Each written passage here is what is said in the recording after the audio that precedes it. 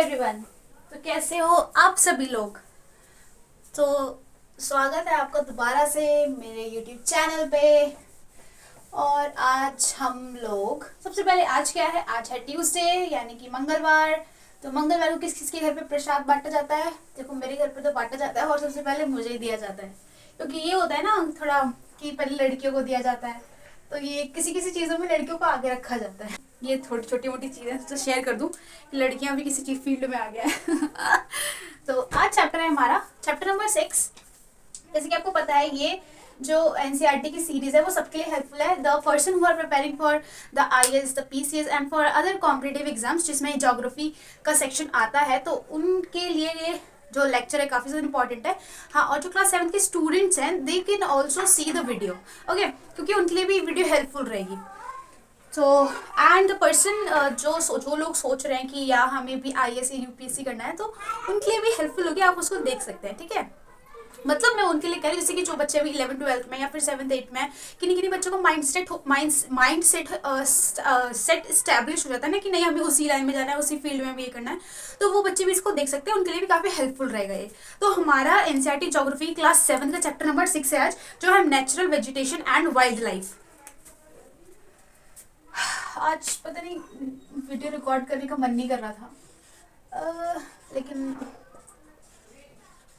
पता नहीं अंदर से थोड़ी फीलिंग नहीं आ रही जैसे रोज आती थी, तो थोड़ी थका थका सा वीकनेस ही ऐसा कुछ, लेकिन स्टिल बिकॉज ये हमारा वर्क है तो we should have to do work, है ना। अपने वर्क से एक्सक्यूज़ नहीं करना चाहिए हमें।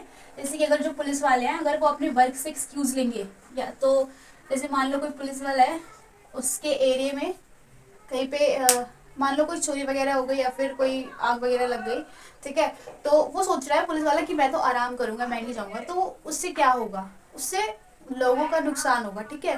तो इस कंडीशन में इस वजह से कहते हैं जो पुलिस वाले होते हैं उनको मतलब एक तरीके से जो उनकी जॉब होती है 24/7 होती है, और उनको अपने कर्तव्य भी निभाना चाहिए, और कुछ जो पुलिस ऑफिसर्स है वो अपने कर्तव्य अच्छे से निभाते भी है ना। उन्हीं की वजह से आज हम लोग सेफ रह पाते हैं अपने घरों में, चोरी वगैरह इतनी नहीं हो पाती। तो natural and wild life, natural vegetation and wild life, natural vegetation and wild life. तो नेचुरल का मतलब पता है, वेजिटेशन का मतलब बताओ, वाइल्ड लाइफ का मतलब बताओ। नेचुरल वेजिटेशन का मतलब क्या होता है, मतलब पेड़ पौधे वनस्पतियाँ, ठीक है, और छोटी छोटी घास, मतलब और क्या चीज़ें, जड़ी बूटियाँ, पेड़ के ऊपर जो पहाड़ के ऊपर पेड़ होते हैं उनके बारे में, जो समतल मैदान में पेड़ होते हैं उनके बारे में, मतलब इन सारी चीज़ों के बारे में हम स्टडी करते हैं वेजिटेशन के अंदर। And what is wild life? Wild life मतलब कौन से वहाँ पे जानवर वाले इंसान प्रेजेंट है। मतलब किस एरिया में कैसे जानवर प्रेजेंट है और किस एरिया में कैसे इंसेक्ट्स, कैसी लीजर्ड्स, कैसी मतलब अलग अलग वैरायटी प्रेजेंट है एनिमल्स की, मतलब ये सारी चीज़ें क्या कहलाती है, वाइल्ड लाइफ कहलाती हैं। तो हम जैसे कि आप लोग पता है कि हम लोग पहले जो उसके बोल्ड वर्ड है बुक के वो डिस्कस करते हैं, तो चैप्टर के नाम पर डिस्कस हो गया, हम अपना बोल्ड वर्ड डिस्कस करेंगे। Now what is bold word? Bold word जो तुम्हारी बुक में डार्क से लिखे हुए हैं ना उनको बोल्ड वर्ड्स कहते हैं। तो सबसे पहले इसमें एक स्टोरी दे रखी है, स्टोरी के इसमें बेसिकली कोई बोल्ड वर्ड तो है नहीं, तो हम अपना स्टार्ट एक दो हैं वो बाद में देखेंगे, लास्ट में है वो। तो सबसे पहले चैप्टर नंबर 6 में स्टोरी तुम्हारी बिगिंस कहाँ से होती है। इसमें एक सलीमा नाम की लड़की होती है, वो क्या करती है अपने पापा के साथ, वो जाती है माउंटेन एरिया में, ठीक है, माउंटेन एरिया जैसे कि जम्मू कश्मीर या फिर अलग अलग हिली एरिया में जाती है, लद्दाख में जाती है। तो वहाँ पे वो क्या नोटिस करती है, वहाँ पे वो नोटिस करती है कि वहाँ के जो पेड़ पौधे हैं, जो वनस्पतियाँ हैं, वो मतलब वो रहती कहाँ पे थी, वो दिल्ली वाले एरिया में या फिर उससे नीचे वाले यूपी वाले एरिया में रहती थी। तो यहाँ पे उसने जो वनस्पतियाँ, जो पेड़ वगैरह देखे थे वो अलग तरीके के देखे थे, यहाँ पे जो उसने कीड़े मकोड़े देखे थे वो अलग तरीके के देखे। लेकिन जब वो अपने पापा के साथ गई घूमने जम्मू कश्मीर, राजस्थान, जम्मू कश्मीर और लद्दाख वाले एरिया में, तो उसने क्या देखा, उसने देखा कि वहाँ पे जो वनस्पतियाँ हैं वहाँ की वो बहुत ही ज़्यादा चेंज है। अब चेंज कैसे है, जैसे कि मान लो जो पेड़ है वो किस शेप में है, मैंने बताया था कि जो हिली एरिया के जो पेड़ होते हैं वो इस शेप में होते हैं, मतलब ट्रायंगुलर शेप में होते हैं, क्रिसमस ट्री तरीके से बोल सकते हो, ठीक है। और वहाँ के जो अगर ज्यादा ऊंचाई पे चले जाएंगे तो वहाँ पे जो पेड़ होते हैं कभी कभी घास के तरीके के भी हो जाते हैं, मतलब ज्यादा लंबे नहीं हो पाते, सिर्फ छोटे से रहते हैं वहाँ के जो प्लांट्स हैं। तो ऐसा क्यों होता है, और ये प्लांट जो है वो प्लांट की वैरायटी है वो वेरी क्यों करती है प्लेस टू प्लेस, तो इनके कुछ रीजंस होते हैं। अब वो रीजंस क्या होते हैं उनको हम डिस्कस करते हैं। जैसे कि ये बेसिकली टू रीजन जो है दो कारण हैं जो इसको इफेक्ट करते हैं। सॉरी। तो पहला रीजन है टेम्परेचर। टेम्परेचर इतना इंपॉर्टेंट है ना, मतलब हर चीज में ये अपना रोल प्ले करता है। और सेकंड चीज है क्लाइमेट।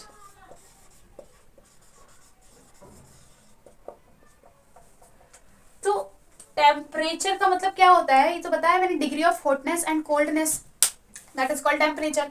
तो टेम्परेचर और क्लाइमेट, ये दोनों चीजें किसी भी प्लांट, किसी भी वेजिटेशन, किसी भी वाइल्ड लाइफ के होने या ना होने को इम्पैक्ट डालती है। अब कैसे, जैसे कि टेम्परेचर को ले लो, कहीं का टेम्परेचर बहुत ज्यादा होता है तो वहां पे, जैसे राजस्थान की एग्जाम्पल ले लो, तो वहां पे क्या होता है, वहां के जो पेड़ पौधे हैं वो कैसे होते हैं, वहां की जो पेड़ों की पत्तियां होती है वो कांटों में कन्वर्ट हो जाती है, मतलब कांटों में बदल जाती है। ऐसा क्यों होता है, क्योंकि जब गर्मियों के दिनों में मौसम बहुत ही गर्म होगा, सूरज जो है, सूरज जो जैसे कि यहाँ पे ले लो, ये पेड़ है कोई मस्त अपना, ठीक है, लहर रहा है, हवा चल रही है, लेकिन क्या हुआ, अब आया गर्मी का दिन और ये था राजस्थान, ठीक है, राजस्थान में है ये। अब आया गर्मी का दिन तो सूरज मामा इतने बड़े बड़े हो गए और चमक रहे हैं अपनी मस्ती में। अब क्या हुआ, ये पेड़ जो पेड़ था, ये जो पौधा है, ये जो फूल है, ये क्या करेगा, ये सोचेगा कि यार मैं कैसे करके अपने अंदर से जो पानी का इवेपोरेशन है, क्योंकि मैंने बताया जब भी सूरज की रोशनी ज्यादा होगी, गर्मी ज्यादा होगी, तो पानी कहीं भी होगा तो वो इवेपोरेट करना स्टार्ट हो जाएगा। ऐसे हम लोगों ने देखा है गर्मियों में हमें पसीना बहुत आता है। तो क्यों आता है गर्मियों में पसीना, हमें इसीलिए आता है क्योंकि जो सन की जो हीट होती है इतनी ज्यादा होती है कि हमारी बॉडी के अंदर से जो वाटर होता है, जो सॉल्ट होता है, वाटर के अंदर सॉल्ट प्रेजेंट होते हैं, ठीक है, और भी अदर मिनरल्स होते हैं, वो क्या करते हैं, हमारी बॉडी से बाहर आने की कोशिश करते हैं, ठीक है, कोशिश नहीं करते, एक तरीके से कहते हैं इवेपोरेशन वहां पे होती है। और जब इवेपोरेशन होती है तो उसके बाद हमें कूलिंग फील होती है। कूलिंग मतलब थोड़ा ठंडा फील होता है। नोटिस किया कि जब भी हमें पसीना आता है उसके बाद, मान लो, मैंने तो नोटिस किया है क्या होता था, हम लोग जब गांव में जाते थे तो मतलब हद कर दी, वहाँ पे तो हद ही होती है कि मतलब लाइट वाइट आती नहीं है कभी कभी, और इतनी घोर गर्मी पड़ती है, मतलब हमारे यूपी में ज्यादा को घोर बोलते हैं, तो इतनी घोर गर्मी पड़ती है कि मतलब एक बार अगर बंदे को पसीना आ गया ना, तो पसीना अगर ना पूछो तो ऐसा लगता है पूरा नहा के ही आया वो बंदा। तो मैंने तो अपनी से 2-3 वीडियो भी रिकॉर्ड करी थी जिसमें पूरी पसीने से, मतलब चेहरे पे ऐसा लगता था कि मैं धो के आई हूँ, इतना पसीना टप टप टप होता था मेरे, और हाथ में मेरे बहुत ज्यादा पसीना निकलता है, पसीना यहाँ, वो तो हाथ में तो अभी भी निकलता है, ठीक है। तो ये चीजें हैं, तो इसको बोलते हैं इवेपोरेशन। तो मैं क्या बता रही थी, हमें ये बता रही थी कि जब भी एक बार हमें पसीना निकल जाएगा उसके बाद क्या होता है, हमें उतनी गर्मी नहीं लगती, फिर हमें ठंडक फील होती है। ऐसा क्यों, क्योंकि जो एरिया होता है ना, देखो मान लो जैसे ये मेरा हाथ है, ठीक है, इतने एरिया में मेरे को क्या हो, पसीना निकला, तो अब इतने एरिया का जो पसीना है वो मतलब जो वाटर है वो बाहर निकल आएगा, यहाँ से जो वेपर बन के बाहर चला जाएगा। तो अब क्या होगा, ये जो मेरा इतना एरिया है इसमें मेरे को ठंडक फील होगी। क्यों ठंडक फील होगी, क्योंकि जो बाकी का जो एरिया है इसमें अभी भी स्वेट प्रेजेंट है, इसमें अभी भी मिनरल्स एंड सॉल्ट्स प्रेजेंट है, उसके कंपेयर में ये वाला जो एरिया है उसके अंदर वो काफी ज्यादा क्लीन है, ना ही इसके अंदर वाटर है, मतलब। तो ऐसा क्या होता है कि इस वजह से जो मतलब ये वाला जहाँ से पसीना निकलता है उस वाले एरिया में हमें कूलिंग फील होती है, या फिर उतनी गर्मी नहीं लगती जितनी अदर एरियाज में लगती है, ठीक है। तो अब हम प्लांट्स के बारे में डिस्कस करते हैं। तो जब ये सूरज महाराज जब इसके ऊपर चमक रहे होंगे तो ये सोचेंगे कि हम क्या करें, हम कैसे अपने अंदर से जो पानी है वो उड़ने से बचाएं। तो ये क्या सोचेंगे, अब कुछ दिनों बाद ऐसे कुछ दिनों चलता रहा, इनको बहुत परेशान किया, ठीक है, प्लांट को उन्होंने बहुत परेशान कर लिया। जैसे बेचारा सागर, तेरे को अभी तभी खेलने का टाइम मिलता है जब मैं कुछ कर रही होती हूँ, ठीक है। तो अब इन्होंने प्लांट को बहुत परेशान कर लिया, बेचारे, जैसे प्लांट उगता था वैसे ही मर जाता था, ऐसे उगता था वैसे ही मर जाता था, क्योंकि पानी बचता नहीं था, पानी सारा उड़ जाता था।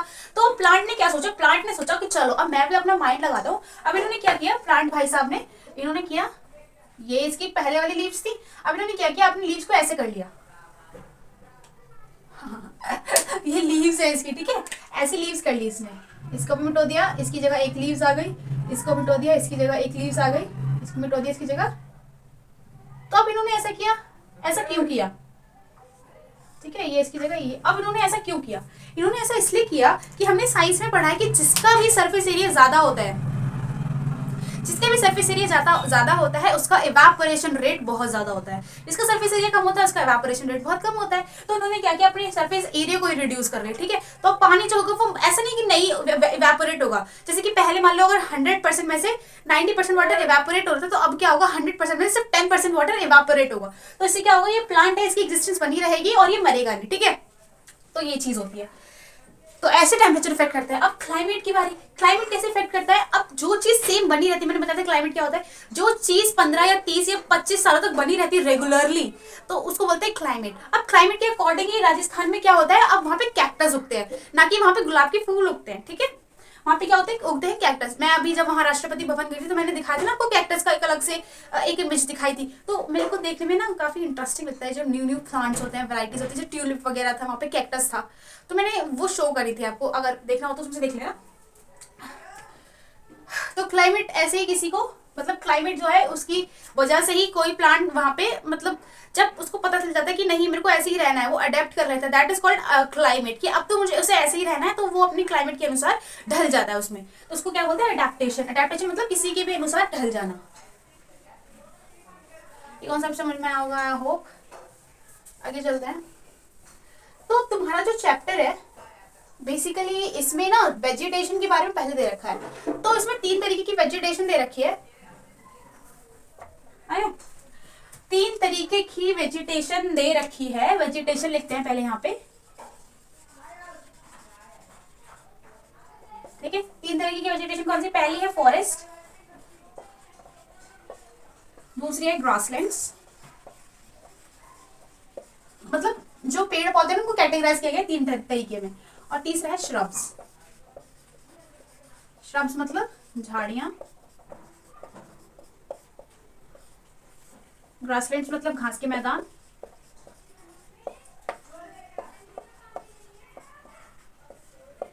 एंड फॉरेस्ट मतलब जंगल।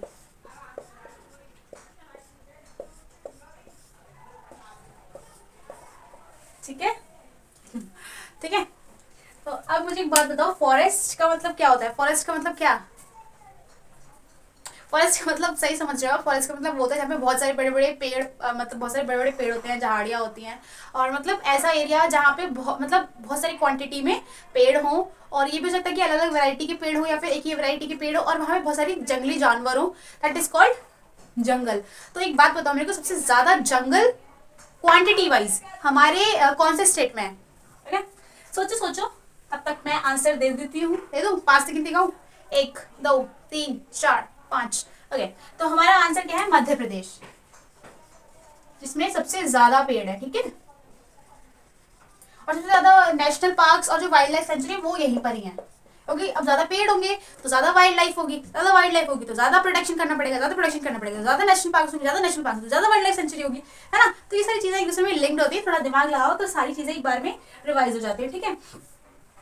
अब आता है ग्रासलैंड। ग्रासलैंड मतलब घास के मैदान। अब इसके बारे में और स्पेसिफिकली हम डिस्कस करेंगे। फॉरेस्ट के बारे में डिस्कस करेंगे। फॉरेस्ट बहुत तरीके के होते हैं, जैसे कि tropical evergreen forest, tropical deciduous forest, temperate evergreen forest, temperate deciduous forest, है ना। ये सारे इस तरीके के फॉरेस्ट होते हैं, grasslands, tropical grasslands and temperate grasslands and shrubs. Shrubs क्या होती हैं, छोटी छोटी झाड़ियाँ नहीं होती, जो छोटी छोटी झाड़ियाँ होती हैं, और मतलब ऐसे तरीके के पेड़ होते हैं, या फिर उनमें कह सकते हैं जड़ी बूटियाँ भी उनसे निकल सकती हैं। जैसे हाँ, जैसे ये वो है नीम का जो नीम का नहीं, जो तुलसी का पेड़ है वो भी तो एक तरीके का झाड़ी है, क्योंकि वो इस इतने से ज्यादा बड़ा नहीं होता, हमेशा इतना ही रहता है, और वो कितना हेल्पफुल है ना हम लोगों के, हमारी बॉडी के लिए। तो ये चीज़ है, कोल्ड में काफी ज्यादा हेल्प करता है वो हमारी, मतलब काफी सारी चीजों में वो हेल्प करता है। तो ये है। अब हम बढ़ेंगे आगे फॉरेस्ट के ऊपर कि व्हाट आर फॉरेस्ट, क्योंकि आगे इसमें फॉरेस्ट की वैरायटीज दे रखी है, तो फॉरेस्ट की वैरायटीज डिस्कस करेंगे।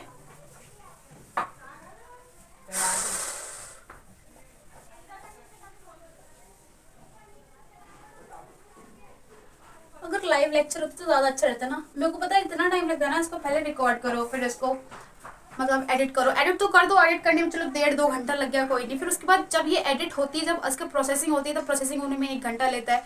फिर उसके बाद एक इसको एडिट करने के बाद, एडिट का प्रोसेस होने के बाद, फिर उसके बाद मुझे कंप्रेस करना पड़ता है, क्योंकि ये जो फाइल बनती है वो बनती है 4 GB की एक बार में, और मैं एक बार में 4 GB अगर अपलोड करने लगी तो 2 दिन में एक वीडियो अपलोड हो पाएगी, 2 दिन में भी नहीं, 3-4 दिन लगेंगे एक वीडियो अपलोड होने में, तो मेरे को फिर कंप्रेस करना पड़ता है, फिर कंप्रेस होने में 1 घंटा लेता है। तो मतलब ये सारी चीज़ें इस वजह से इतना टाइम लगता है, तो कभी कभी दिमाग उब जाता है कि यार क्या ही बार बार करना है।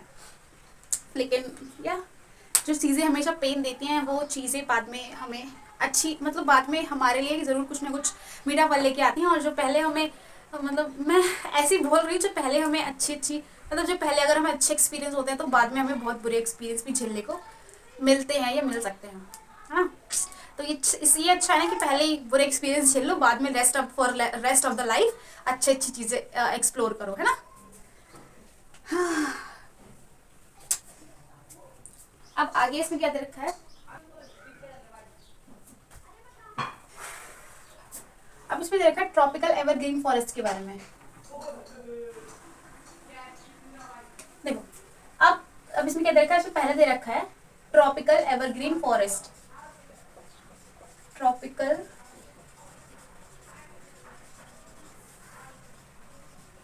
Evergreen forest. ट्रॉपिकल वाला एरिया कौन सा होता है ये बताओ मुझे। ट्रॉपिकल वाला एरिया मैंने तुमको बताया था, जैसे ये हमारी अर्थ है, ठीक है, ये हमारा है, ये हमारी भूमध्य रेखा है, यानी कि 0 डिग्री इक्वेटर है। 23.5 ट्रॉपिक ऑफ कैंसर है, यानी कि कर्क रेखा। ये 23.5 ये नॉर्थ में है, ये साउथ में, 23.5 साउथ में है, यानी कि विषुवत रेखा नहीं बेटा, मकर रेखा, ठीक है। ये है विषुवत रेखा 0 डिग्री, और ये है कर्क रेखा। तो इस वाले मेन एरिया को बोलते हैं ट्रॉपिकल रीजन, यानी कि ट्रॉपिक के बीचों बीच, ठीक है। मैं बताऊंगी इसमें कुछ टर्म्स भी लिखे, जैसे मिड लैटिट्यूड, तो उसके बारे में बताऊंगी। अभी बेसिकली इसके बारे में देखते हैं, क्योंकि इसके बारे में हमें दे रखा है। तो ट्रॉपिकल एवरग्रीन फॉरेस्ट, तो इनकी सिग्निफिकेंस ही जानते हैं, इनके सिग्निफिकेंस मतलब इनका महत्व क्या है। तो ट्रॉपिकल एवरग्रीन फॉरेस्ट, पहले तो मैंने बताया कि ये इनके बीच में लाया करते हैं। एवरग्रीन का मतलब हमेशा हरे भरे रहते हैं, जैसे कि मान लो यहाँ पे 6-7 पेड़ हैं, एक ये पेड़ है, एक ये पेड़ है, एक ये, एक ये, एक ये, एक ये, एक ये, ठीक है। अब 6-7 पेड़ है, इनका झुंड बना हुआ है, ठीक है। अब मान लो कि बाई चांस कोई एक पेड़ है, इसको खाद वगैरह पानी वगैरह इससे नहीं मिली, तो इसकी जो पत्ती वत्ती है वो झड़ गई, तो ये सिर्फ इसकी लकड़ी रह गई है। लेकिन ये सारे प्लांट है, ये हरे भरे हैं, ये पूरा एक जंगल है। तो यहाँ पे क्या तुम नोटिस कर पाओगे कि यहाँ पे कोई पेड़ जो है वो हरा भरा नहीं है, या फिर किसी पेड़ के ऊपर, मतलब पतझड़ एक तरीके कह सकते हैं, किसी पेड़ के ऊपर इसकी सारी पत्तियां नहीं है। क्यों नहीं नोटिस कर पाओगे? क्योंकि यहाँ पे सारे जो पेड़ पौधे होंगे वो हरे भरे होंगे, किसी एक के ना होने से कोई फर्क नहीं पड़ता। तो यही होता है कि ये जो प्लांट्स हैं वो क्या करते हैं, अगर इनको कोई भी, मतलब मान लो ऐसा तो नहीं है कि कोई भी मतलब कोई भी अगर जीव है तो वो अपने अंदर से वेस्ट मटेरियल नहीं निकालेगा, है ना। हाँ, ह्यूमन बीइंग से वेस्ट मटेरियल निकालते हैं, ऐसे ही प्लांट्स भी निकालते हैं। तो प्लांट्स किस फॉर्म में निकालते हैं, या तो वो अपनी पत्तियों को झाड़ देते हैं सारी, या फिर उसके अंदर से गम निकलती है, या फिर उनके अंदर से व्हाइट व्हाइट मटेरियल जो टपकता है वो निकलता है। तो इसको बोलते हैं बेसिकली पतझड़ आना। तो लेकिन ये क्या होता है, एवरग्रीन फॉरेस्ट में एक पेड़, मतलब ये होगा कि सारे पेड़ जो है वो एक साथ नहीं करते ये सारी चीजें। जैसे कुछ कुछ पेड़ों के लिए स्पेसिफिक मौसम होता है, जैसे हमारे यहाँ पे, हमारे यूपी में मतलब क्या होता है, अगर हरी भरी दिखेंगे तो सारे पेड़ एक साथ दिखेंगे, और नहीं दिखेंगे तो फिर सारे पेड़ों पे पतझड़ तरीके का आ जाता है। तो मतलब सारे पेड़ जो है वो एक साथ अपनी पत्तियां छोड़ देते हैं। लेकिन एवरग्रीन फॉरेस्ट में ऐसा नहीं होता, वो एक एक करके करते हैं ऐसा, ठीक है, ताकि वो एवरग्रीन लिखे, ठीक है। एवरग्रीन सॉन्ग सुने ना, जो हमेशा से ही फेवरेट होते हैं सबके, तो इस तरीके के। तो ये वाला था, इसलिए इनको एवरग्रीन फॉरेस्ट कहा जाता है।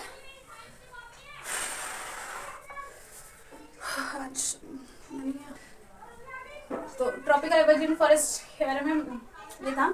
तो इम्पोर्टेंट पेड़ कौन से ट्रॉपिकल एवरग्रीन फॉरेस्ट के, ये है इबोनी, महोगनी, ठीक है। कुछ इस तरीके के जो प्लांट्स हैं, वो ट्रीज है जो इम्पोर्टेंट है। अब मेरी बात सुनो, इनकी जो पत्तियां होती हैं, ट्रॉपिकल एवरग्रीन फॉरेस्ट की जो पत्तियां होती हैं बहुत चौड़ी होती हैं। बहुत चौड़ी होने के साथ इनकी जो वुड होती है, इनकी जो लकड़ी होती है बहुत ही सख्त होती है। इस वजह से इनकी लकड़ी को किस में यूज़ करा जाता है, इनकी लकड़ी को फर्नीचर बनाने में यूज़ करा जाता है, ठीक है, ठीक है।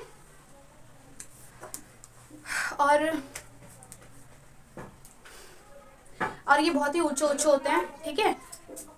जैसे कि अमेजन का फॉरेस्ट देख लो, क्योंकि अमेजन का फॉरेस्ट उसको भी ट्रॉपिकल एवरग्रीन फॉरेस्ट कहा जाता है। और अमेजन का फॉरेस्ट जो है वो पूरे वर्ल्ड का क्या है, लंग है। लंग मतलब फेफड़ा, यानी कि वहाँ से 21% ऑक्सीजन प्रोड्यूस होती है। ठीक है, 21% ऑक्सीजन छोटी क्वांटिटी मत समझना, बहुत बड़ी क्वांटिटी है यार। इससे ना पूरे वर्ल्ड को एक तरीके से 21 या फिर 19% ऐसी कुछ है, इसमें थोड़ा सा क्लियरेंस नहीं है, थोड़ा आप देख लेना गूगल पे कितने परसेंट रिलीज करती है वो, लेकिन इतना है कि हाँ इतनी ही इसके आसपास ही करती होगी। तो पूरे वर्ल्ड को इतना देती है, तो बहुत ही बड़ी अमाउंट है ये, है ना। क्योंकि हमने सुना है कि सिर्फ 3% क्या बताया था मैंने, हाँ ओनली 1% लैंड है और 3% पे वाटर है हमारी पूरी अर्थ पे। सिर्फ 1% पे हम लोग रह रहे हैं, फिर भी सोचो कितनी बड़ी पॉपुलेशन है ना। तो अर्थ की कॉन्सेप्ट में कुछ भी चीज़ छोटी मत समझा करो, हमेशा बड़ी समझा करो, मतलब इतनी बड़ी कि तुम इसको इमेजिन भी नहीं कर सकते। तो ये है इसके कुछ सिग्निफिकेंस, मैंने बताया क्या बताया, इसकी जो लकड़ियां वो बहुत मजबूत होती है, पेड़ जो होते हैं बहुत लंबे लंबे होते हैं, इनकी पत्तियां बहुत चौड़ी होती है, और क्या इनके जो जंगल होते हैं बहुत घने होते हैं, इतने घने होते हैं कि सूरज की रोशनी जो होती है वो जमीन तक पूरी नहीं पड़ पाती है। इस वजह से कॉम्पिटिशन करने के लिए जो पेड़ होते हैं लंबे लंबे लंबे लंबे लंबे लंबे बहुत लंबे हो जाते हैं, क्योंकि अगर छोटा रह गया तो उनको मिलेगी नहीं रोशनी, अगर रोशनी नहीं मिलेगी तो वो खाना नहीं बना पाएंगे। ठीक है, तो ये चीजें हैं, आई होप ये समझ में आई होंगी। आप हाँ एक और बात सुनो मेरी, इसमें एक डू यू नो करके फैक्ट बता रखा है, उसमें बता रखा है जो एनाकोंडा है वो कहाँ पे मिलता है, ब्राजील के अमेजन फॉरेस्ट में मिलता है। तो वो पता है क्या करता है, वो एक जिंदा मगरमच्छ को ऐसे ही मतलब बिना चबाए ऐसे डकार मार जाएगा, मतलब एक तरीके के ऐसे निकल जाएगा। तो ये सिर्फ वही मिलता है जो एनाकोंडा है, मतलब स्पेसिफिकली उसकी वहीं से वो जो होती है ना बर्थ प्लेस जो कह सकते हैं वो है। बाकी मेरे को शायद पता नहीं, लेकिन इंडिया में भी सुना कि एक दो मिलते हैं पाइथन वगैरह। सेकेंड है हमारा ट्रॉपिकल डेसिडुअस फॉरेस्ट।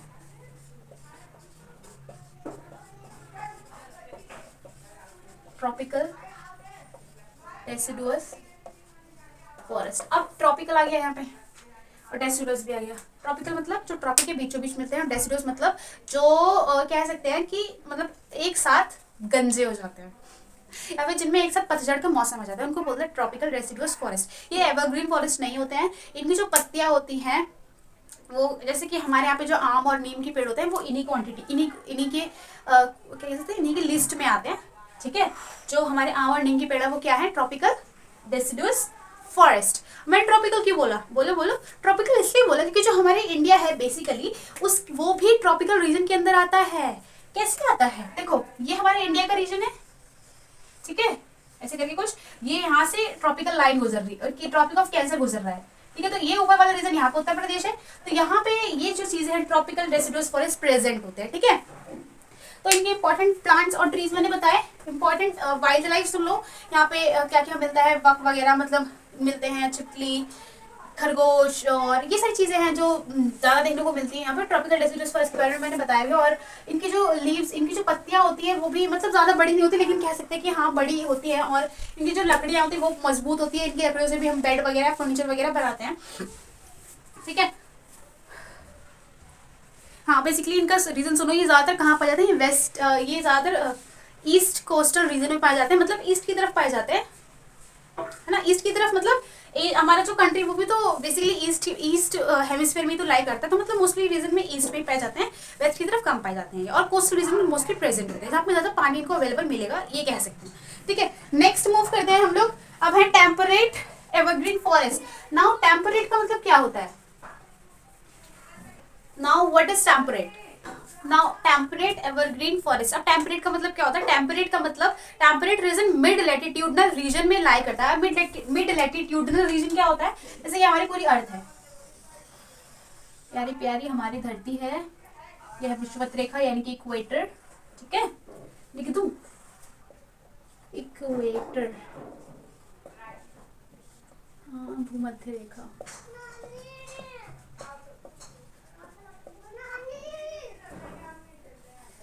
यह है 23.5 साउथ यानी कि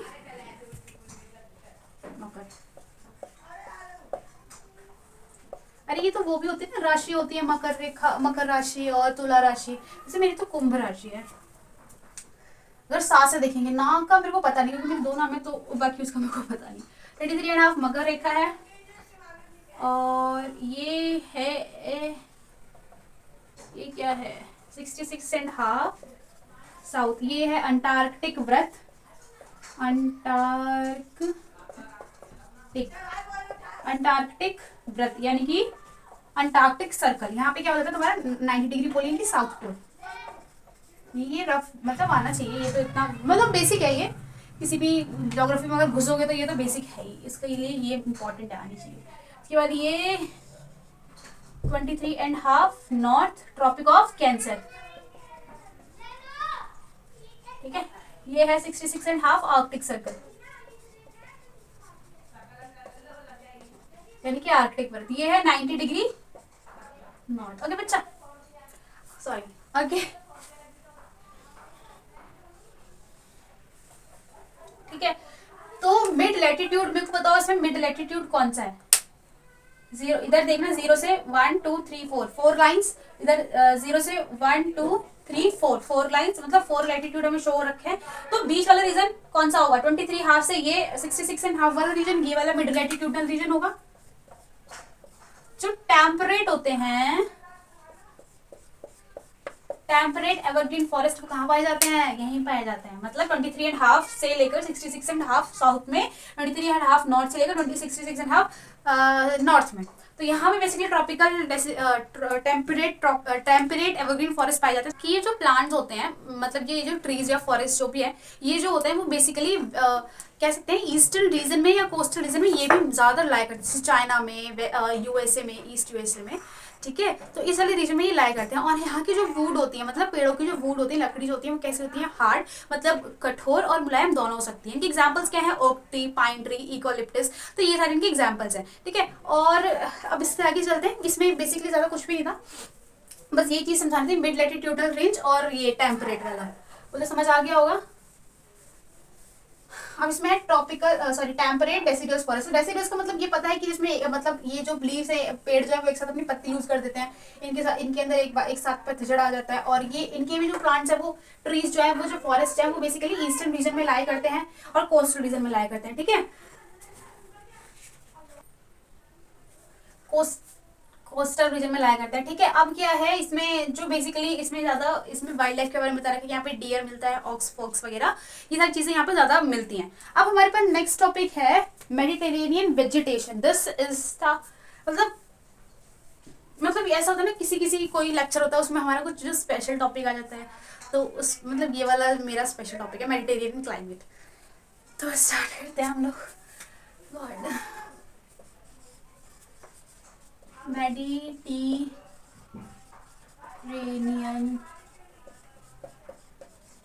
क्लाइमेट। मेडिटेरेनियन नाम सुना है कहीं? अरे किसी बच्चे का नाम थोड़ी है ये, मेडिटेरेनियन सी है यार।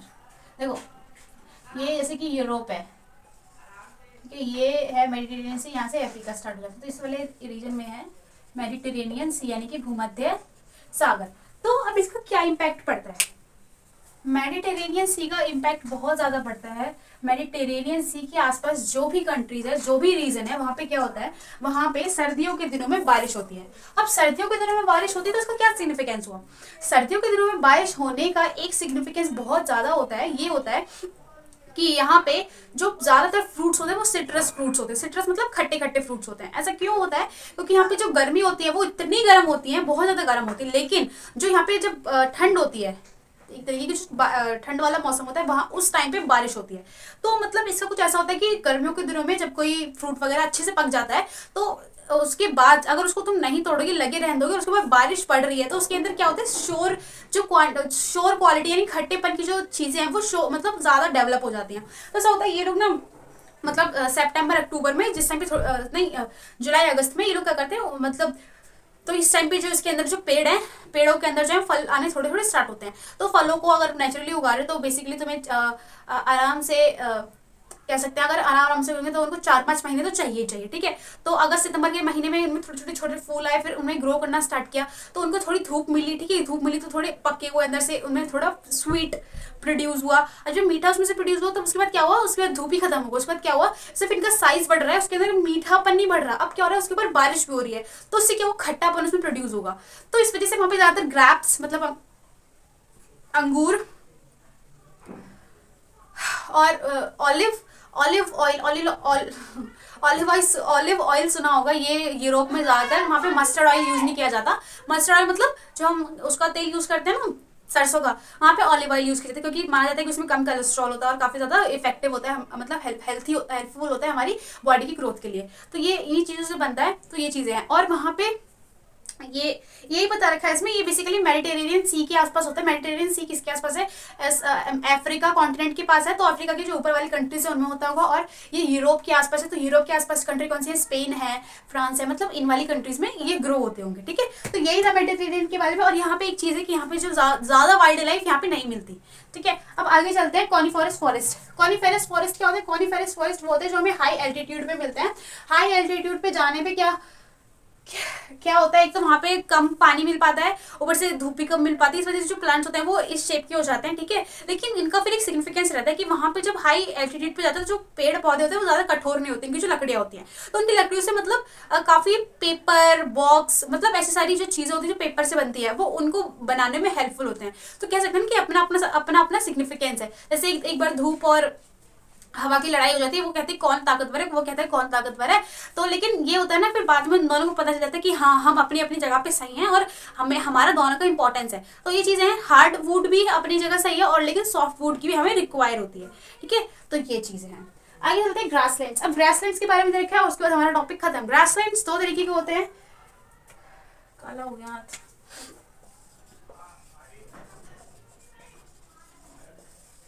ग्रासलैंड्स का मतलब सिर्फ तुमको घास घास दिखेगी, वहां पे एक भी पेड़ नहीं दिखेगा।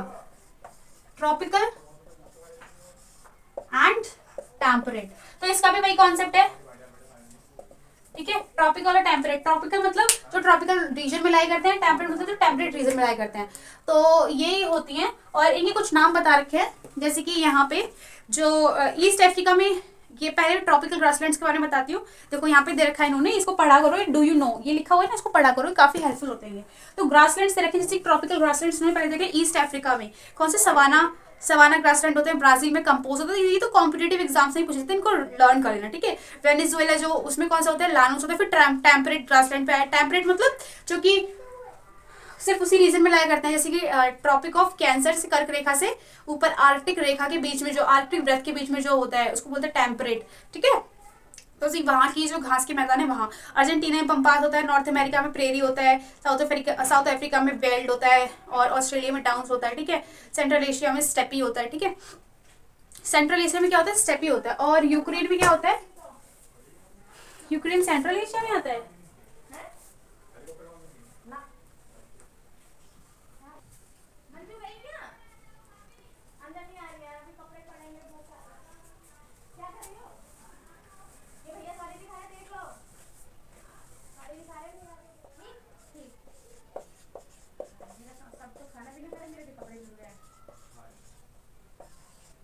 अब हमारा नेक्स्ट टॉपिक थॉर्नी बशीज। और थॉर्नी बशीज क्या है? इसमें कांटे वाली होती है। ये तो मैंने बेसिकली एक्सप्लेन कर ही दिया था, तो उसको क्या ही, लेकिन उसमें लिखा हुआ तो मैंने लिख दिया। अब इसमें एक रीजन दे रखा है टुंड्रा एंड टैगा। इसमें दो चीजें हैं, टुंड्रा एंड टैगा। मैं इसके बारे में एक्सप्लेन करती हूँ। टुंड्रा रीजन बेसिकली ये पोल के आसपास होता है, जैसे कि इसको मैं शो करती हूँ। ये है हमारा, यहाँ से है आर्कटिक सर्कल, ठीक है। आर्कटिक सर्कल है। अब यहाँ से ये वाला जो रीजन होगा, ये वाला होगा टैगा और ये वाला जो होगा वो होगा टुंड्रा। मतलब टैगा में ज्यादा ठंड पड़ती है, टुंड्रा में कम ठंड पड़ती है। ये यूपीएससी का क्वेश्चन है कि कौन से एरिया में टैगा में या फिर टुंड्रा में किसमें ज्यादा, कह सकते हैं तरीके से, ठंड या विंटर पड़ती है, ठीक है। तो अब तो बता ही दोगे आप, टैगा में ज्यादा पड़ती होगी। तो यहाँ पे जो पेड़ पौधे वनस्पति है वो वैसे ही बहुत छोटी छोटी होती है, तो ठीक है।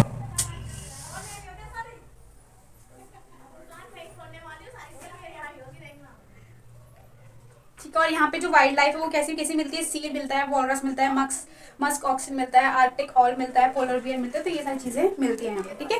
तो क्वेश्चन आंसर इसमें कुछ भी नहीं है, मैं बेसिकली सारे चीजें क्वेश्चन आंसर के रेस्पेक्ट में ही पढ़ाई हैं। मेंशन फिर भी देख लेते हैं। Which are the two factors on which the growth of vegetation mostly depends? Temperature और climate.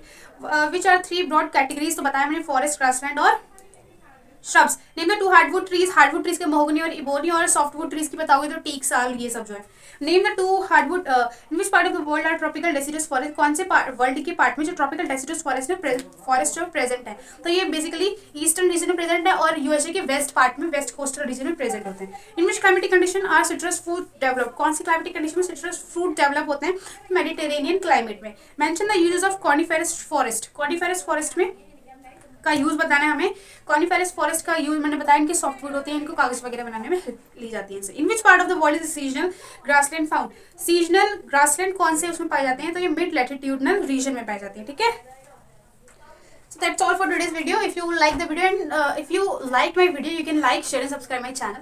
And one thing, if you अगर कोई भी चीज़ समझ नहीं आती है तो उसको कमेंट में पूछ सकते हो, ठीक है। और यही चीज़ें हैं, सिर्फ कमेंट में यही चीज़ें पूछा करो, मतलब जो क्वेश्चन या फिर कोई क्वेरी वगैरह हो, जो ऐसी चीज़ें कहनी हो जैसे कि जो पॉजिटिव फीडबैक होता है वो जो चीज़ें होती है उनको, उनके अलावा जो फालतू कमेंट्स होते हैं उनको थोड़ा अवॉइड करना चाहिए आप लोगों को, क्योंकि मतलब ये ना आपके लिए अच्छा और ना ही हम लोगों के लिए। तो thank you so much for watching the video.